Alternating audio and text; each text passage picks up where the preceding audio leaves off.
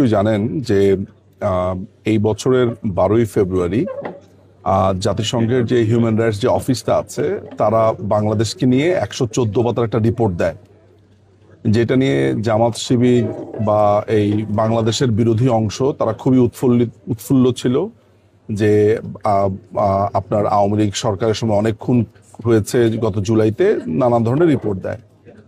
তো আমরা international crimes research ফাউন্ডেশনের পক্ষ থেকে প্রায় 490 পাতার আমরা একটা পাল্টা রিবাটাল তৈরি করেছি, যে তাদের মিথ্যাচার, তাদের প্রত্যেকটা প্যারাগ্রাফে মিথ্যাচার ধরে সেই রিপোর্টটা আমাদের তৈরি হয়েছে। প্রথমত এই রিপোর্টের কথা আমরা আজকে বলবো, যদিও সেটা নিয়ে একটা ফর্মাল সংবাদ সম্মেলন। আপনি জানেন যে ব্রাসেলস, জেনেভা, প্যারিস এবং নিউ ইয়র্ক, লন্ডন, এই জায়গাগুলোতে এরকম 4-5টা জায়গাতে আমরা সংবাদ সম্মেলন করব এবং সারা পৃথিবীকে জানাবো যে আমরাও পাল্টা একটা রিপোর্ট তৈরি করেছি। সেটাও সবাইকে পড়তে হবে, তাদের যে মিথ্যাচার, ভুল তথ্য, সেগুলা নাম্বার 1 এই ভিডিওর মাধ্যমে সেটা আমি জানিয়ে দিচ্ছি। আমরা শীঘ্রই একটা সংবাদ সম্মেলনে সবাই দেখতে পারবে, অর্থাৎ ওই রিপোর্টের একটা রিবাটাল তৈরি হয়েছে। আজকে এই মুহূর্তে আমরা জেনেভাতে জাতিসংঘের কার্যালয়ে এখানে আছি। এখানে আমাদের একটা প্রোগ্রাম আছে বাংলাদেশ বিষয়ক। বাংলাদেশের বর্তমান যেই দমন নির্যাতন, যেই মধ্যযুগের দিকে ক্রমাগত যাত্রা, মৌলবাদের উত্থান, বাংলাদেশে এখন যা চলছে, ইউনূসের ইলিগাল ক্ষমতা দখলের পর থেকে বাংলাদেশে যা কিছু হচ্ছে সেটা নিয়ে বক্তারা সেখানে বক্তব্য দিবেন। তো সেখানে আমিও আমার অবস্থান তুলে ধরবো এবং সেখানে আরো অনেক ব্যক্তিরা আছেন, অনেক পৃথিবীর অনেক হিউম্যান রাইটস ডিফেন্ডাররা এখানে এসছেন, অনেক ডেলিগেটস এসছেন। আমরা চেষ্টা করব সেইখানে বাংলাদেশের বর্তমান চিত্রটা সবার সামনে তুলে ধরার জন্য, যে বাংলাদেশের বর্তমান ইউনূস কিভাবে ক্ষমতা দখলের পর থেকে কিভাবে একটা মৌলবাদী রাষ্ট্রে পরিণত হচ্ছে, এটিকে কিভাবে একটা ধর্মভিত্তিক রাষ্ট্র বানানোর পায়তারা চলছে, মুক্তিযুদ্ধের চেতনা কিভাবে ধূলিসাৎ করা হয়েছে, একটা সেকুলার কান্ট্রির আইডিয়াকে কিভাবে নষ্ট করে আর একটা তালেবানি রাষ্ট্র বানানোর জন্য চেষ্টা করা হচ্ছে, কিভাবে নারীদেরকে রেপ করা হচ্ছে, মানুষকে হত্যা করা হচ্ছে। আপনি জানেন নদীতে এখন আর মাছ পাওয়া যায় না বাংলাদেশের নদীতে এখন জাল ফেললেই মানুষের লাশ ওঠে। ক্রমাগতভাবে জেলের ভেতরে হত্যা করা। আপনি জানেন যে কয়দিন আগে একজন মন্ত্রী হুমায়ুন সাহেবকে চিকিৎসার অভাবে তাকে মেরে ফেলা হয়েছে এই আদালতের মধ্যেই। সো এরকম একটা ভয়ঙ্কর সিচুয়েশন সারা বিশ্ববাসীর জানা উচিত, বিশ্ববাসীর হিউম্যান রাইটস অর্গানাইজেশনগুলোর। সে কারণেই আজকে আমরা জার্নি করে আমরা অনেকেই, শুধু আমি একা না, অনেকেই এখানে এসছি আমরা এই কথাগুলো সারা বিশ্বে তুলে ধরবো বলে। আপনার কাছে আমার আরেকটি সম্পূরক প্রশ্ন, সেটি হচ্ছে আপনি যে রিপোর্টটি বানালেন, যেটি জাতিসংঘ, আমি না, আপনারা এখানে প্রায় 40 জনের একটা টিম কাজ করেছে, আমি তাদের মধ্যে একটা ক্ষুদ্র অংশ। জি জি, আমি বুঝতে পেরেছি, থ্যাংক ইউ। সেই রিপোর্টটি কি আপনারা জাতিসংঘ সহ যে মানবাধিকার আন্তর্জাতিক যতগুলো মানবাধিকার সংগঠন আছে, বিভিন্ন আপনার ইউরোপীয় ইউনিয়ন, কমিশন, স্টেট ডিপার্টমেন্ট, সেখানে পাঠাবেন কিনা এই রিপোর্টগুলো? ডেফিনেটলি, প্রথম উত্তর হচ্ছে ডেফিনেটলি। শুধু জাতিসংঘ না, পৃথিবীতে যতগুলো রাষ্ট্র আছে, যদি পৃথিবীতে 500টা রাষ্ট্র থাকে, 200টা রাষ্ট্র থাকে, 100টা রাষ্ট্র থাকে, প্রত্যেকটা রাষ্ট্রের হেডকে ইমেল করা হবে, চিঠি দেওয়া হবে এবং আমরা প্রায় 1000 কপি এটা ছাপিয়ে আমরা পৃথিবীর বিভিন্ন জায়গাতে এটা বিলাবো। আমাদের মূল কাজ সবই শেষ, এটার বইয়ের কাজটা এখন চলছে, পেস্টিং এর কাজ চলছে, আমাদের ওই বই টিমটা কাজ করছে। আজকে সম্ভবত আমরা ফাইনাল কপিটা পেয়ে যাব। আমরা মাননীয় প্রধানমন্ত্রী শেখ হাসিনাকে এই একটা কপি দিয়ে আমাদের উদ্বোধনটা আমাদের হবে এবং আমি বলবো যে এটা একটা অসাম কাজ হয়েছে। এখানে প্রায় 500 পাতার এভিডেন্স আছে এবং 185 পাতার রিবাটাল আছে, সব মিলিয়ে আপনার 490 পাতার 305 পাতার রিবাটাল আছে, 305 পাতার হচ্ছে এভিডেন্স, 185 পাতার হচ্ছে আপনার রিবাটাল। সো 490, হ্যাঁ 185 আর 305, তাই না? সো আলটিমেটলি এটা আমরা চারদিকে ছড়াবো। এটা আমরা জাতিসংঘ থেকে শুরু করে বিভিন্ন ডেলিগেটস, বিভিন্ন মানুষকে এটা আমরা পৌঁছে দিয়ে আসা, বিভিন্ন কবি, সাহিত্যিক, আমেরিকান কবি সাহিত্যিক, ব্রিটিশ কবি সাহিত্যিক, কানাডার লেখক, চিন্তক, দার্শনিক, এরকম পৃথিবীর বিভিন্ন জায়গাতে আমরা এই হিউম্যান রাইটস যে বিপর্যয় হয়েছে, এই যে ইউনাইটেড নেশনস যে মিথ্যা কথা বলেছে এবং কিভাবে তারা মিথ্যা তথ্য দিয়েছে, কিভাবে তারা মেথোডোলজি, কে ডিস্টর্ট করেছে, নানানভাবে তারা তথ্যকে লুকিয়েছে, তারা আসল তথ্য দেয়নি, তারা মিথ্যে কথা বলেছে এবং হাস্যকর যুক্তি দিয়েছে। এই সমস্ত কিছুকে নিয়ে আমাদের 40 থেকে 45 জনের একটা টিম দিনরাত কাজ করেছে। সেটার লিগ্যাল টিমে, মানে আইনি দলের আমি একজন ক্ষুদ্র কর্মী ছিলাম। এই বিষয়ে সেই রিপোর্টটা করেছে। এই বিষয়ে একটা সম্পূরক প্রশ্ন আছে, সেটা হচ্ছে আপনারা কি তারা যেরকম এই যে জাতিসংঘের মানবাধিকার টুলসটাকে ব্যবহার করে, বিশেষ করে ইউনুস রেজিম তারা যেভাবে বিলিয়ন বিলিয়ন ডলার ব্যয় করছে লবিস্ট নিয়ে, যেটি তারা নিজেরা স্বীকার করেছে, আপনি জানেন জামাতের ইউরোপের মুখপাত্র আবু বকর মোল্লা স্বীকার করছে, আপনারা কি ব্রাসেলস সহ জেনেভাতে এবং নিউ ইয়র্কে এরকম কোন সেমিনার সিম্পোজিয়াম করবেন কিনা? এই প্রসঙ্গে একটু এই আপনারা জেফ্রি শ্যাক্সকে চিনেন, Columbia University sustainable development professor, তাকে কি আপনারা সম্পৃক্ত করবেন? তিনি এই বিষয়ে কথা বলেছেন। আমেরিকা কেন্দ্রিক প্রোগ্রামে তাকে সম্পৃক্ত করা হবে বলে আমাদের যারা তার সাথে যোগাযোগ করছে তারা জানিয়েছে। নম চমস্কিকে আনার আমাদের ইচ্ছা আছে। আমাদের এরকম পৃথিবীর বড় বড় লেখক লেখিকা, মানবাধিকার অর্গানাইজেশন, ব্যক্তি, এরকম অনেক মানুষকেই দাওয়াত দেওয়ার ইচ্ছা আছে। ভারতেও আমরা একটা বড় ধরনের সংবাদ সম্মেলন করতে চাই, বিশেষ করে দিল্লি, কলকাতাতে আমরা একটা বড় ধরনের সংবাদ সম্মেলন করতে চাই। এবং আমরা মোটামুটি বলা যায় যে আপনারা চেনেন এরকম পরিচিত অনেক মুখকেই আমরা আসলে এখানে এনে সম্পৃক্ত করতে চাই। এবং আমরা বলতে চাই, আপনারা দেখতে পারবেন এইটা নিয়ে প্রচার আমাদের একটা পিআর টিম আছে। এই পিআর টিম গত দীর্ঘ 1 মাস ধরে কাজ করে বিভিন্ন কানেকশন তৈরি করেছে, কথাবার্তা বলেছে। সো এইটা একটা হিউজ বাজ তৈরি করবে বলে আমি মনে করি। আপনারা যে ইউরোপীয় ইউনিয়নের যে সাবেক কমিশনার, তিনি বর্তমানে ফাউন্ডেশন ফর ইউরোপিয়ান প্রোগ্রেসিভ স্টাডিজের economist professor doctor Laszlo Andor, তিনিও এই বিষয়ে অবগত আছেন। তাকেও আপনারা ইউরোপীয় পার্লামেন্ট বা কমিশনে তার কাছে পেপার হস্তান্তর করবেন? আমি ওনার নাম শুনিনি, বাট আপনার সাথে পরিচয় থাকলে ডেফিনেটলি আমি আপনার সাহায্য নিব। আমাদের এখানে জিলানি ভাই আছে, জিলানি ভাই তার সাথে অলরেডি কাজ আছে, আপনি আছেন, আপনারা ইন্টারন্যাশনাল লেভেলে কাজ করছেন, পরিচয় আছে। তারপর আমাদের রহমান ভাই আছে। So I am quite sure যে আমাদের যে হ্যান্ডস, আমাদের হোম গ্রোন যে হ্যান্ডসরা আছে, যাদের ইন্টারন্যাশনাল কানেকশন আছে, আমরা আমাদের নিজস্ব ছেলেদের মেয়েদের এই সাহায্যটা আমরা প্রথমেই নিব। তাদের থেকে বড় পিআর আর হতে পারে না। আমরা তাদের ভেতরের যে শক্তি সেটাকে আমরা বের করে নিয়ে আসবো। শুধু যে বিদেশি পিআর ফার্ম এগুলোই যে শেষ কথা তা না, আমাদের নিজেদের দেশীয় যারা আছে তাদের ক্ষমতাকেও আমরা পূর্ণ ব্যবহার করতে চাই।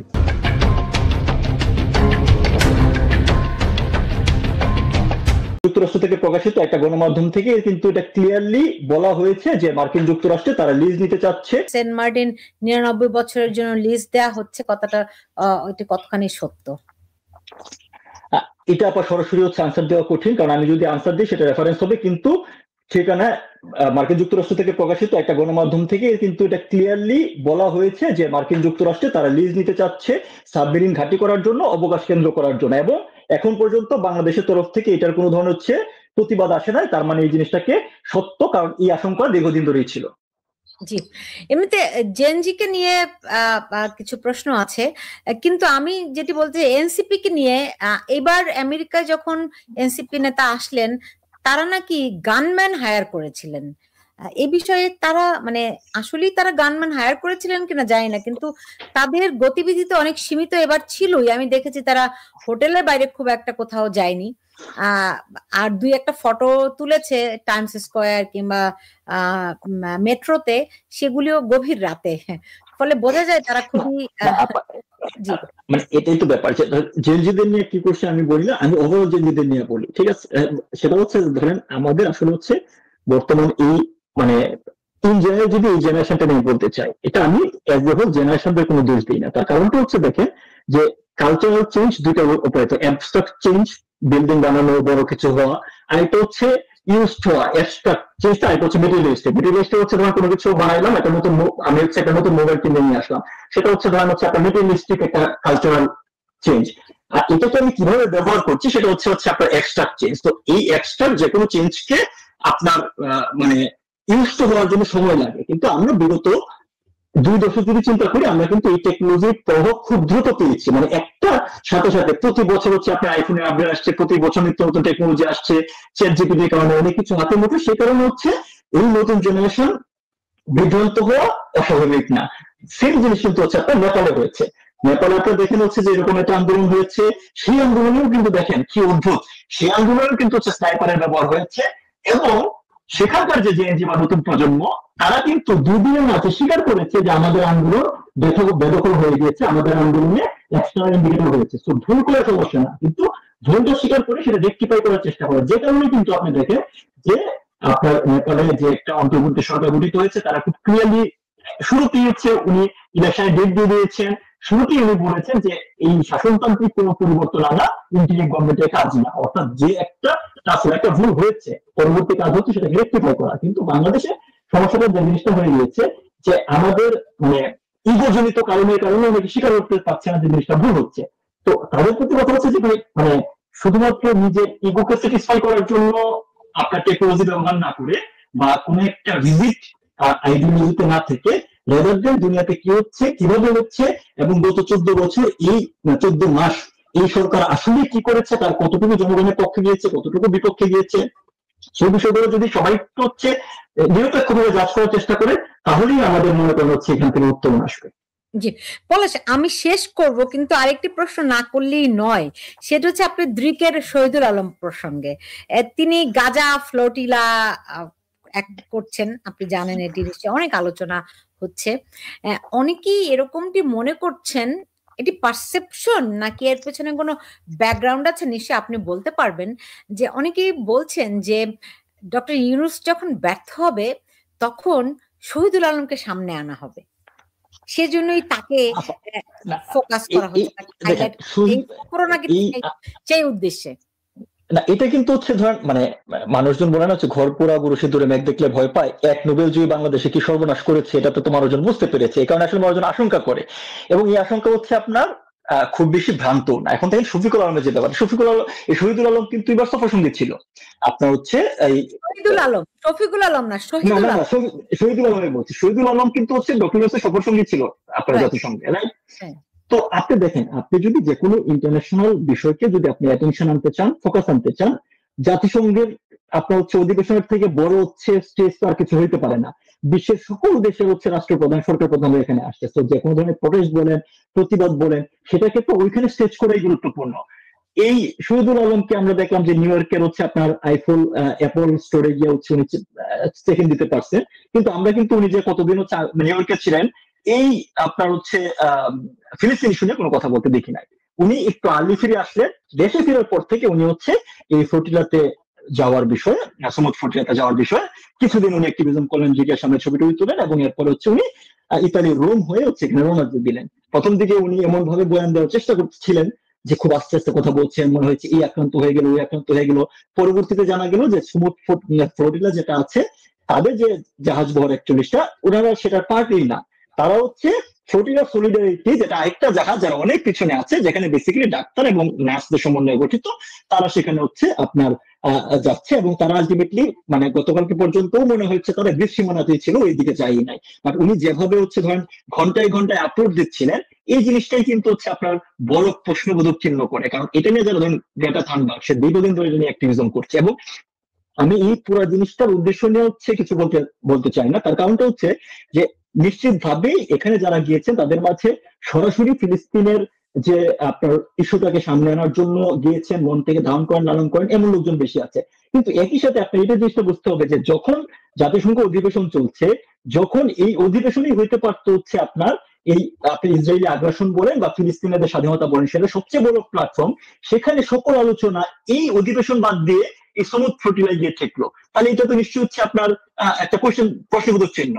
আপনার এখন দেখেন তারা আমরা লাইভ ট্র্যাকার দেখাচ্ছে, কোন জায়গায় আছে, কি করছে না করছে, এটা দিয়ে আলটিমেটলি কি ফিলিস্তিনে কোনো লাভ হয়েছে? লাভ হয় না। কিন্তু যখন সকল দেশের রাষ্ট্রপ্রধান ইউএনএ আছে, সেখানে যদি তারা এই প্রোটেস্টটা করতো, সেখানে তো তার বেটার আউটকাম আসার সুযোগ ছিল। তো শহীদুল আলম যখন একজন সরকারি প্রতিনিধি হিসাবে অধিবেশনে যাওয়ার সুযোগ পাওয়ার পরে কোনো বক্তব্য দেয় নাই, সেখান থেকে কোনো একটা মেসেজ নিয়ে এসে দেশে ফিরে আসলেন, হঠাৎ করে 3 দিন অ্যাক্টিভিজম করে উনি হচ্ছে সমুদ্র ফ্লোটিলায় চলে গেলেন।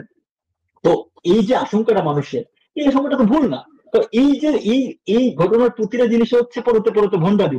উনি কি জানতেন না যে তার যে আপনার হচ্ছে গার্জিয়ান ডক্টর ইউনূস বা তার যে বন্ধু যাকে সে এই ক্ষমতায় বসার জন্য এত চেষ্টা করছে, সে নিজামী গঞ্জুলি নামের একটা ইহুদি অ্যাপোলজিস্ট প্রোগ্রামের সাথে হচ্ছে এর সাথে আপনার প্রোগ্রাম করেছে, করে সেটাকে বিশ্ব নেতাদের নাম দিয়ে মিডিয়া কাভারেজ দিচ্ছে, সেটা জানে না। সে এই ফেব্রুয়ারি মাসে হচ্ছে জর্জ সরোজের আলেকজান্ডার সরোজ এসে হচ্ছে শহীদুল আলমের দিক গ্যালারির বাসায় বসে আপনার হচ্ছে ছাদে বসে ছবি তুলে যায় নাই। তো আপনার যখন পরতে পরতে এরকম ভণ্ডামি থাকবে, তখন আপনার বৈধ কোনো কাজও বা আপনার সৎ উদ্দেশ্যের কাজও তো মানুষজনের কাছে কোয়েশ্চেন তুলবে। শহীদুল আলম ক্ষেত্রে তাই হয়েছে। আর উনি কেনই বা জাতিসংঘে ডক্টর ইউনূসের সফর সঙ্গী হলেন? রাষ্ট্রীয় পয়সা খরচ করে প্লেন ভাড়া, হোটেল ভাড়া এগুলো দিয়ে তিনি কেনই সফর সঙ্গী হলেন? আবার কেনই চলে গিয়ে তড়িঘড়ি করে ফ্লোটিলাতে গেলেন? এটা নিয়ে কিন্তু অনেক প্রশ্ন তৈরি হয়েছে। এবং আপনি যেই মানে কিন্তু আমি যে প্রশ্নটি করেছিলাম সেটির উত্তর কিন্তু পেলাম না, যে এটি কোনো মানে ইঙ্গিত কিনা, এটা কোনো এটা ধরেন হচ্ছে যে মানে তারা তো ডক্টর ইউনূস কে দেয়া হচ্ছে না মেটিকুলাস ডিজাইন। হ্যাঁ, আমি সেটাই বলছিলাম যে ডক্টর ইউনূস যে হচ্ছে না, পারছে না, এটা কিন্তু মোটামুটি তার নিয়োগকর্তারা হচ্ছে বুঝে গিয়েছে। কারণ হচ্ছে যে তারা ধরেন আমি আপনাকে কোনো একটা জায়গায় অ্যাপয়েন্ট করলাম এবং আমার বেসিক কিছু হচ্ছে ডিমান্ড আছে, আপনি অ্যাপয়েন্ট করার বিনিময়ে আপনি আমাকে এই ফেসিলিটি গুলা দিবেন। একই সাথে কিন্তু আমি এটাও চাবো না যে আমাকে যে দিচ্ছেন এটা আপনি হচ্ছে একদম মানে খুল্লাম ভাবে সবাই সামনে জানুক বা এর মাধ্যমে রিটেলিয়েশন তৈরি হোক। সো আপনি ডক্টর ইউনূস যে ফেসিলিটি তার স্টেক হোল্ডারকে দিতে আছে, প্রতিটা জিনিস নিয়ে কিন্তু হচ্ছে রিটেলিয়েশন হচ্ছে। সাধারণ মানুষজন জানতে পারছে, সাধারণ মানুষজন এটা প্রতিবাদ করছে, দেশে প্রতিবাদ করতে না পারলে বাইরে প্রতিবাদ করছে, এই বিষয়গুলো আসছে। সো ডক্টর ইউনূসের কাছ থেকে যে ধরনের আপনার এক্সপেকটেশন তার নিয়োগকর্তাদের ছিল সেটা সে ফুলফিল করতে পারে নাই। এই অবস্থায় তার উত্তরসূরি তৈরি করার চেষ্টা থাকতেই পারে, সেটা এই যে এনসিপির ভিতরে হইতে পারে, সেটা জামাতের ভিতরে হইতে পারে, সেটা শহীদুল আলম হইতে পারে। কারণ যারা ডলারে বিক্রি হয় তারাই তো হবে এই আপনার হচ্ছে এজেন্ট। জি, সেই আর কোনো কিছু তো আর লুকায়িত থাকে না, প্রকাশ্যই হতেই মানে হবেই। যাই হোক, এখানে আনিসুর রহমান একটি প্রশ্ন করেছেন যেটি সেনাপ্রধানকে নিয়ে খুব আলাপ আলোচনা হচ্ছে, যে সেনাপ্রধান ভারত যাচ্ছেন না, কারণ কি হতে পারে? এর আগে আমরা শুনেছিলাম তিনি অন্য একটি বৈঠকে গেছেন, কিন্তু আসলে গিয়েছিলেন ভারতে। হচ্ছে এটা কি? সেনাপ্রধান করছেনটা কি?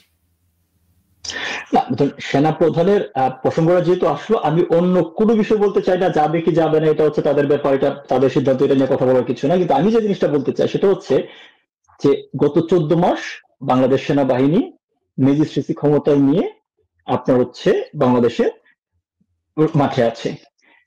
আমার মনে হয় সেনাপ্রধানের একবার চোখ বন্ধ করে এই চিন্তাটা করা উচিত যে ম্যাজিস্ট্রেসি পাওয়ার নিয়ে 14 মাসে যে বয়ান উনি 5 আগস্ট দিয়েছিলেন যে দেশের মানুষের নিরাপত্তা নিশ্চিত করবেন, সেই কাজ উনি কতটা করতে পেরেছেন। ইন্ডিয়ার ভারত সফরের থেকে এই কোয়েশ্চেন গুলো অনেক বেশি জরুরি।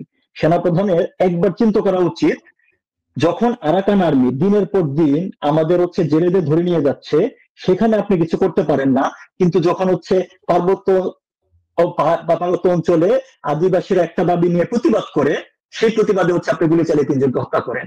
আপনি একটা হচ্ছে কিংস পার্টির লোকদেরকে হচ্ছে আপনার এপিসিতে আপনার হচ্ছে কি বলে প্লেজার ট্রিপের মতো ট্রিপ দেন, কিন্তু সাধারণ গোপালগঞ্জের সাধারণ লোকদের বুকে গুলি চালিয়ে হচ্ছে আপনার হাত রক্তাক্ত করে। সো সেনাবাহিনী বা সেনা প্রধানের এই বিষয়গুলো আরো অনেক জরুরি। সে বাইরে যাবে কি যাবে না এই বিষয়গুলোর থেকে। বাস্তবতা হচ্ছে যে আমাদের এই গত 14 মাসে যে কাজগুলো হয়েছে তার সুপিরিয়র রেসপন্সিবিলিটি এখন তো আওয়ামী লীগের না। আওয়ামী লীগ এখন শাসন ক্ষমতায় নাই। আওয়ামী লীগ প্রতিটা নেতা কর্মী শুধুমাত্র নিজের প্রাণ হাতে নিয়ে হচ্ছে বাঁচার চেষ্টা করছে, এই পরিমাণ অত্যাচার নির্যাতন হচ্ছে। তাহলে গত 14 মাসে যত দেশ বিরোধী চক্রান্ত হয়েছে, যত দেশ বিরোধী অ্যাক্টিভিটিস হয়েছে, যত দেশ বিরোধী চুক্তি হয়েছে, তার ড্রাইভার 1 ডক্টর ইউনূসের, 2 তাকে সর্বতভাবে সহায়তা করা এই সেনাবাহিনী। এবং সেনাবাহিনী নিজের এই চিন্তা করা উচিত সে কোথায় যাবে না যাবে, অন্যরা তাদের কি ভাবছে, তার থেকে বেশি গুরুত্বপূর্ণ হচ্ছে দেশের মানুষের কাছে সে কি জবাব দিবে। এই জবাবও কিন্তু দিতে হবে, এই জবাবও তাদেরকে দিতে হবে। জি, আমি একটু রাষ্ট্রপতি সম্পর্কে কিছু বলবেন নাকি?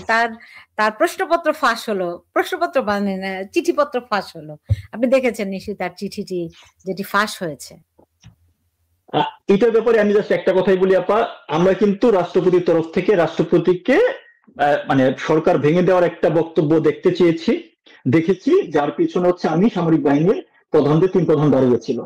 এর বাইরে আপনার হচ্ছে উনি কিন্তু একটা সাক্ষাৎকার দেওয়ার সুযোগ পেয়েছিলেন, সেই সাক্ষাৎকারে উনি বলেছেন যে উনি মন্ত্রী পরিষদ সচিবকে ফোন দিয়েছেন বা অনেক চেষ্টা করেও মাননীয় প্রধানমন্ত্রীর বক্তব্য মানে পদত্যাগ করেছে, এই ধরনের কোনো কাজ খুঁজে পান নাই। সো এই একটা বক্তব্যের পরে কিন্তু গত 14 মাসে তার কোনো ধরনের বক্তব্য বয়ান বিবৃতি আমরা হচ্ছে দেখতে পাই নাই। ঠিক আছে, সো এই যে চিঠিগুলা বা যাই তার সামনে আসুক না কেন, এটা কতটুকু উনি করছেন বা কতটুকু তাকে মেড আপ করা হচ্ছে।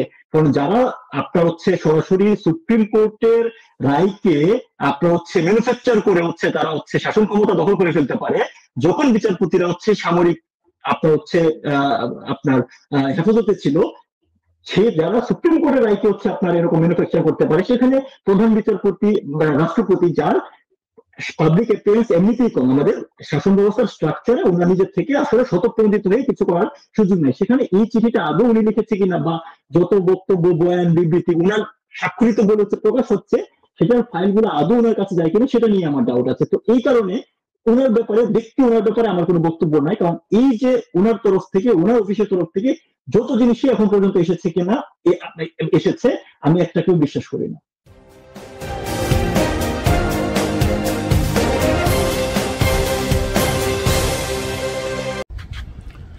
সুপ্রিয় দর্শক শ্রোতা, আসসালামু আলাইকুম। যে যেখানে আছেন ভালো থাকবেন, সেটাই আমার বরাবরের মতো প্রত্যাশা।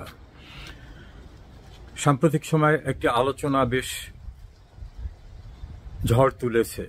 সেনাপ্রধান ভারতে একটি সফরে যাওয়ার প্রাসঙ্গিকতা নিয়ে, সেটা নিয়ে আজ আপনাদের সঙ্গে কথা বলতে চাই।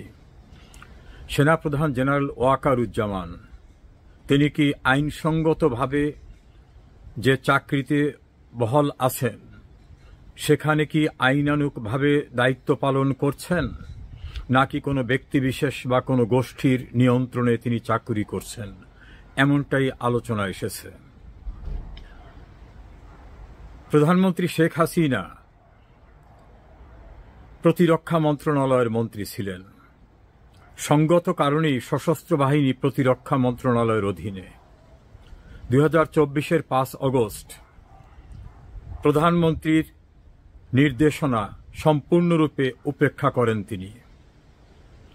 আইন অনুযায়ী প্রধানমন্ত্রী যেহেতু ওই মন্ত্রণালয়ের মন্ত্রী, তার নির্দেশনা, তার আদেশ প্রতিপালন করা তার আইনগত এবং সাংবিধানিক দায়িত্ব থাকলেও তিনি সেটা করেননি। পরবর্তীতে জেনারেল ফজলে এলাহি আকবর, সেনাবাহিনীর অবসরপ্রাপ্ত একজন মেজর জেনারেল, তার বক্তব্য থেকে পরিষ্কারভাবে জানা গেল প্রধানমন্ত্রী পদে শেখ হাসিনা বহাল থাকা অবস্থায় বিকল্প সরকার গঠনের উদ্যোগ নিয়েছিলেন জেনারেল ওয়াকারুজ্জামান। তাহলে কার নির্দেশে, কোন আইনে তিনি নতুন আরেকটি সরকার গড়ার জন্য প্রস্তুতি নিয়ে বিএনপি ঘরানার বিএনপির চেয়ারপারসন বেগম খালেদা জিয়ার একজন উপদেষ্টা জেনারেল ফজলে এলাহি আকবরকে দায়িত্ব দিয়েছিলেন? এ প্রশ্নটি এখন গুরুতর আলোচনার বিষয়। তখন শেখ হাসিনা প্রধানমন্ত্রী পদে বহাল ছিলেন। সেই অবস্থায় আরেকটি সরকার গঠনের প্রক্রিয়ায় সর্বাগ্রে জেনারেল ওয়াকারুজ্জামান প্রাধান্য দিলেন জামাতকে, এবং তিনি একাধিকবার বললেন যে জামাতের আমির এসেছে, তিনি আমিরে জামাত বলছেন। জামাত যে স্টাইলে কথা বলে ঠিক সেই স্টাইলে তিনি কথা বলেছেন। পরবর্তীতে দেখা যায় তিনি জামাতের আমিরের সঙ্গে তার সখ্যতা, তিনি অসুস্থ হলে তাকে দেখতে যাওয়া।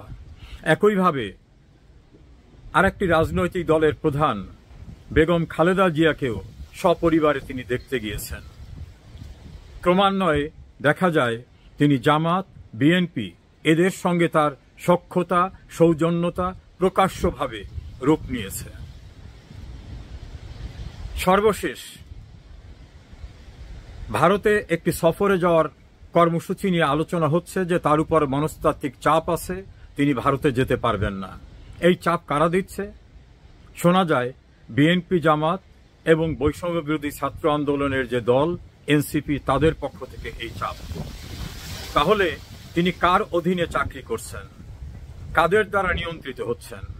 সেনাপ্রধান পদে দায়িত্বরত থাকা অবস্থায় তিনি অবসরপ্রাপ্ত সেনাবাহিনীর কর্মকর্তাদের দ্বারা প্রভাবিত হয়েছিলেন, এটা যারা প্রভাব বিস্তার করেছিল তারা পরিষ্কারভাবে বাইরে বারবার বলেছে, সামাজিক যোগাযোগ মাধ্যমে লিখেছে। ফলে অবসরপ্রাপ্ত সেনাবাহিনীর কর্মকর্তাদের নিয়ন্ত্রণ তার উপরে, জামাতের নিয়ন্ত্রণ তার উপরে, বিএনপির নিয়ন্ত্রণ তার উপরে, এবং তাকে সহ গোটা সেনাবাহিনীকে জঘন্য ভাষায় যারা গালিগালাজ করছে, যারা ক্যান্টনমেন্ট উড়িয়ে দিতে চায়, ডিজিএফআই এর অফিস উড়িয়ে দিতে চায়, সেনাবাহিনীর মাথায় কোনো ঘিলু নাই, বুদ্ধি নেই, হাঁটুতে তাদের বুদ্ধি, এবং স্লোগান হয় ওয়াকার না হাসনাত, হাসনাত আবদুল্লাহকে নিয়ে ওয়াকারের কাউন্টার স্লোগান হয়, তারপরেও কোনো ব্যবস্থা হয় না। এবং কেউ কেউ তো তাদেরকে উচ্ছেদ করে অন্য কোথাও ফেলে দেওয়া, কেউ কেউ তাকে জীবজন্তুর জানোয়ারের সঙ্গে তুলনা করছেন। এভাবেই যখন চলছে, তারপরও সেনাবাহিনীর পক্ষ থেকে সেনাবাহিনীর মতো একটা মর্যাদাশীল এবং স্বাধীনতা সার্বভৌমত্বের অতন্দ্র প্রহরী এই বাহিনীটিকে যখন হেলো খেলা এবং তুচ্ছ তাচ্ছিল্য করা হচ্ছে, তখনও কোনো ভূমিকায় দেখা যায়নি। প্রসঙ্গ উঠেছে জেনারেল ওয়াকারুজ্জামান, তিনি কি আইনানুগভাবে রাষ্ট্রের যে আইন, সে আইনের অধীনে চাকুরি করেন, নাকি অবসরপ্রাপ্ত সেনা কর্মকর্তাদের অধীনে, জামাতের অধীনে, বিএনপির অধীনে, বৈষম্যবিরোধী ছাত্র আন্দোলনের লোকদের অধীনে, অথবা এন্টি আওয়ামী লীগ যে পলিটিক্যাল ফোর্স তাদের অধীনে চাকুরি করেন কিনা? একজন অবসরপ্রাপ্ত সেনা কর্মকর্তা জানিয়েছেন, যতক্ষণ পর্যন্ত রিটায়ারমেন্টে না যায় ততক্ষণ পর্যন্ত সেনাবাহিনীর প্রতিটি সোলজার থেকে শুরু করে কর্মকর্তারা অবশ্যই দেশের বিদ্যমান আইন অনুসরণ করবে, সরকারের নির্দেশনা অনুসরণ করবে।